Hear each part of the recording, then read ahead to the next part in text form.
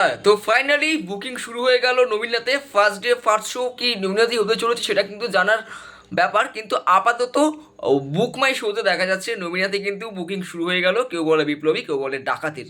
এবার first day first show যেন একটা বড় গ্র্যান্ড সেলিব্রেশন হয়, এখনো অবধি কোথায় হচ্ছে সেটা এখনও খবর পাওয়া যায়নি। তবে খুব তাড়াতাড়ি জানা যাবে কবে কোথায় হচ্ছে।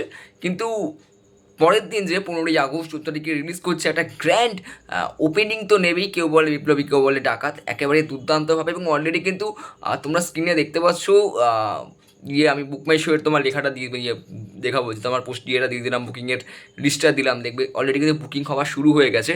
এবং আমার মন বলছে এটা কয়েক ঘন্টার মধ্যে কিন্তু অলরেডি হাউসফুল হয়ে যাবে, যেহেতু সিঙ্গেল স্ক্রিন নবীনা জানাটা ঐতিহ্যবাহী। এবং ওখানে কি তোমার অলরেডি সেলিব্রেশনটা হচ্ছে, এটা হচ্ছে আমার মেন জানার কথা। সম্ভবত হওয়ার কথা, ওখানেই হওয়ার কথা, কিন্তু হচ্ছে কিনা জানি না। এইবার আরও যে হলগুলো ওপেনিং হবে, আশা করছি কালকের মধ্যে বেশিরভাগ জায়গা হল খুলে যাবে। কেউ বলে বিপ্লবী, কেউ বলে ডাকাত জিদ্দার এই গ্র্যান্ড সেলিব্রেশনও হবে খুব তাড়াতাড়ি।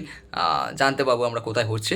তোমরা তাড়াতাড়ি বুক করে ফেলো এবং জানাও তোমাদের কী প্ল্যান, তোমরা কোন শোতে দেখছো, কবে দেখছো, 14 তারিখ না 15 তারিখ। তবে বারবার করে বলছি, 15 তারিখ কিন্তু একটা গ্র্যান্ড জাম্প ওপেনিং নেবে।